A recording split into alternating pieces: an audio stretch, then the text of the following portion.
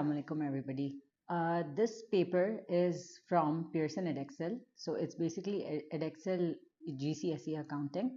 And this is from May, June 2019. This is basically paper 2. And in paper 2, they mostly test the financial statement. So topics like partnerships are tested in paper 2.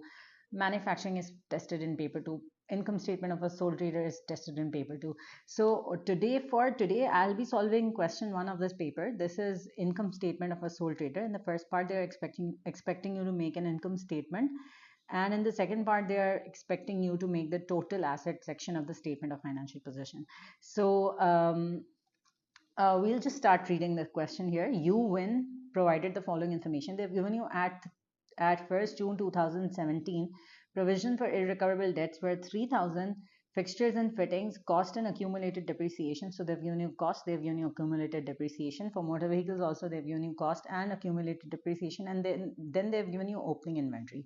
Then at 31st May 2018, this is basically for the year ended 31st May 2018, that is, they've given you different expenses and incomes here. So they've given you sales, they've given you sales returns, purchases returns, general expenses, discount received as an income, carriage inwards, and then they've given you wages and salaries. Then they have given you some adjustments for which we need to basically we need to account for these adjustments and then make the income statement. So here they are saying during the year ended 31st May 2018, fixtures and fittings purchased on 1st January 2013 for 7,500 were sold for 5,400. So this is disposal of fixtures and fittings in this case, and they have purchased these fixtures and fittings on 1st January 2013. So if we make a timeline, the current year that we are in is starting from 1st June 2017 to 31st May 2018. This is my current year. But we have purchased these fixtures and fittings in January 2013. So that means that year started in 2012 and basically it ended in 2013. So May 2013 it ended, and we have purchased here somewhere January 2013, 1st January 2013. So that means that was the first year for this non-current asset, that is the fixtures and fittings in this case. And then the second year was 2013 to 2014. The third year was 2014 to 2015. The fourth year was 2015 to 2016. And the fifth year was 2016 to 2017. So this was our fifth year, and now we are in the sixth year when we are selling this non-current asset. Here they are saying, if you guys look at the last point that they've written here, a full year's depreciation is charged in the year of purchase and none in the year of disposal. So we actually have to calculate the loss or profit on disposal. So in this case, because since we know that we've used this for 5 years before the current year that we are in, so we are not going to depreciate this non-current asset in the current year. We basically have to calculate the accumulated depreciation on this asset which we have disposed of. So accumulated depreciation on these fixtures and fittings, the cost of these were 7,500, the original cost when we purchased these fixtures and fittings. And they're saying 5% per annum straight line method, which means every year your depreciation expense will stay the same. So you will do 7,500 multiplied by 5%. This was for every year. So if we calculate 7,500 multiplied by 5%, it's most probably 375. Yes, 375 is my answer. So 375 basically for every year. So that means 375 for 5 years gives me how much? 375 multiplied by 5 will give me 1875. This is my total accumulated depreciation of that asset which I have disposed of. So basically 7,500 minus 1875 will give me net book value of this asset. That is net book value at the time of sale. So if you guys calculate that 7,500 minus 1875, we get a net book value of 5625. So 7,500 minus 1875 is equal to 5625. This is my net book value, and my selling price here is 5,400. So if I compare my net book value with my selling price, so I expected to receive 5625, but that is what I calculated. the value of my fixtures and fittings. But in the market, when I sold these fixtures and fittings, I received 5,400, which means my loss on disposal in this case, so loss on disposal in this case will be 225. So that is my loss on disposal in this case. Then they're saying a motor vehicle of 20,000 was purchased, so we need to depreciate this motor vehicle because this is a new non-current asset that we have purchased during the year. So I'll be calculating depreciations for the current year in a bit. Before that, I'll just solve the other adjustments. They're saying the following adjustments have not yet been made. They're saying closing inventory 43,950. This is simply closing inventory. Then they're saying you went to goods for personal use costing 2,500. This will be subtracted in the cost of sales section of the income statement. We'll do that when we'll make the income statement. Then they're saying wages and salaries owing 1350. I'll basically add this to my wages and salaries 1350 because owing is always added. The thing about owing is that we have taken the service from our employees, but we haven't paid them the full amount. We have actually not paid 1350, which we were supposed to pay because we have taken the service. So we'll add 1350 to our wages and salaries. Then general expenses paid in advance needs to be subtracted because paid in advance relates to the next year, not the current year. So it is the thing about paid in advance is that we haven't taken the service yet, but we have paid extra for next year. So we need to subtract that from the general expenses. Then they're saying a decrease in provision for irrecoverable debts of 750. So if my provision for irrecoverable debts is decreasing, in the beginning my provision for irrecoverable debts was 3,000. Now it is decreasing by 750. So that means it is becoming 2250. But you guys are supposed to know that in the income statement you always take the change. So let's say the provision for irrecoverable debts is decreasing by 750. That means this is an income, and reduction in provision is basically written as an income in the income statement. Then they're saying about depreciation, fixtures and fittings, 5% per annum straight line. Again, what we had total fixtures and fittings 20,000 cost at the start of the year. So the cost of fixtures and fittings at the start of the year was 20,000. From this, we sold one set of fixtures and fittings which had costed us 7,500. So that means we are left with 12,500, which is the remaining fixtures and fittings. So you need to depreciate 12,500 by 5%. So what you will get here will be 625. So depreciation of fixtures and fittings will be 625 in this case. Okay, so for motor vehicles, they're saying depreciation of motor vehicles will be 10% per annum, reducing balance method. So for reducing balance method, I always tell my students that they need to apply this formula. Cost minus accumulated depreciation. So cost minus accumulated depreciation multiplied by percentage. So percentage here is 10%. Cost here is, cost is 50,000 minus accumulated depreciation is 13,550. So 13,550 and 50,000. So basically I'll do 50,000 minus 13,550, which will give me 36450, and I multiply this by 10%. So I'll get 3645. This will be my depreciation for older motor vehicles, which we already had in our business. And we have also purchased a new motor vehicle. So 20,000 is the cost of the new motor vehicle. I know this because here's the point. Here a motor vehicle costing 20,000 was purchased during the year. 20,000 is the cost minus accumulated depreciation will be 0. If you multiply this by 10%, the answer you'll get will be 2,000. So 3645 plus 2,000 will give you how much? 5645. 5645 is my depreciation expense for motor vehicles in the current year. So that's it. I've solved all the adjustments. I'll simply make the income statement now. We'll start with revenue. Revenue in this case is 329,500. So I'll simply write this here, and I've already made the format here. So 329,500 for revenue. Then they have given you return inwards. In this case, return inwards is 15,500.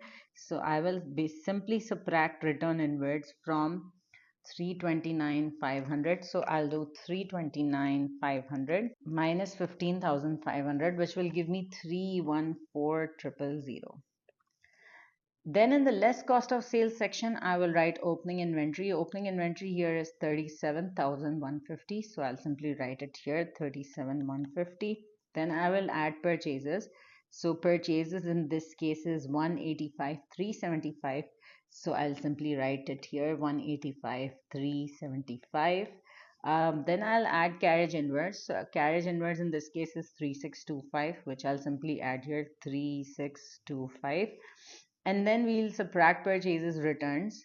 So purchases returns in this case is 12,500. It is always, it's okay if you guys write return outwards or purchases returns, it doesn't matter. In the marking scheme they had written return outwards, but even if you write purchases returns, it's fine, because in the question they've given you purchases returns. So you write purchases returns, you subtract purchases returns 12,500, and then you need to subtract the drawings of goods. So the drawings of goods, the point is right here. You went to goods for personal use costing 2,500. I'll simply subtract that as well, 2,500.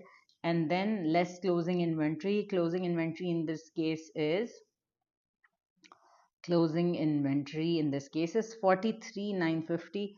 I'll simply subtract 43,950 here. So 43,950. So let me just calculate my cost of sales in this case. 37,150 plus 185, 375 plus 3625 minus 12,500 minus 2,500 minus 43,950, which will give me 167,200. So when I subtract 167,200 from 314,000, so 314,000 minus 167,200 will give me 146,800. This is my gross profit. Then I'll simply add the income. So I have two incomes in this case. We have discount received, that is 1250, and we have reduction in provision for irrecoverable debts, that is 750. So 1250 is discount received. I'll simply write here 1250 with the discount received, and reduction in provision for irrecoverable debts is 750. So this will total to 2000. So when I add 2000 to 146,800, this will be 148,800 when I add the incomes. Then I need to subtract the expenses. So loss on disposal, we calculated that was 225. Depreciation of fixtures and fittings, I had calculated this. 625 was my answer for depreciation of fixtures and fittings. I'll simply write here 625. For motor vehicles, I calculated the depreciation. It was 5645. I will simply write it here, 5645. And then we have general expenses. So for general expenses, we needed to subtract, we had to subtract 1125 from the general expenses. So 24,375 minus 1125. So I'll write here 24,375 minus 1125. I'll have to calculate that. 24,375 minus 1125 will give me 23,250. The last thing here is wages and salaries, and on which we also added an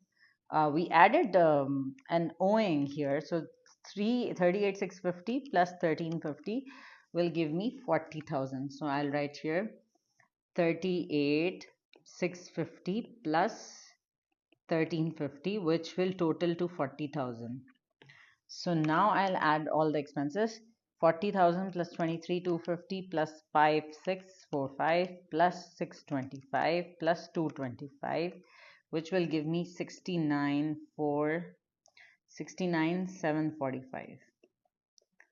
When I subtract 69,745 from 148,800, this will give me 79,055.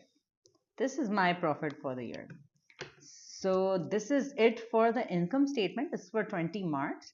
The next part here is for the statement of financial position, and it's the non-current assets section.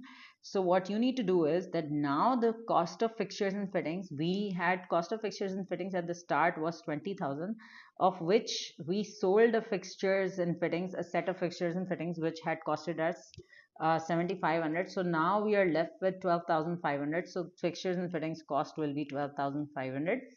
For the accumulated depreciation, so accumulated depreciation at the start of the year for fixtures and fittings was 5,000 was the accumulated depreciation, and of this we actually sold one set of fixtures and fittings, and that had accumulated depreciation of 1875.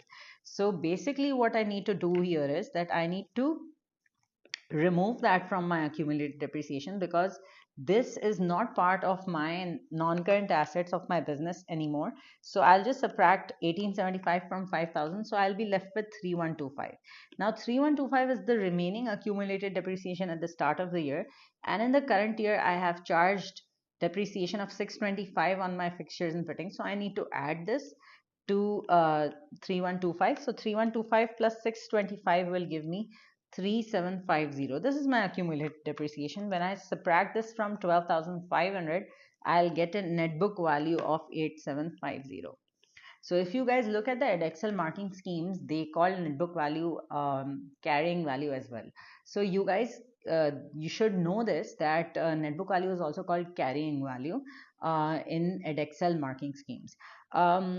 Okay, motor vehicles. So the cost of motor vehicles at the start of the year was 50,000. We had 50,000 worth of motor vehicles at the start of the year, and we also had purchased a new motor vehicle that costed us 20,000. So that means we have a total of 70,000 of cost of motor vehicles.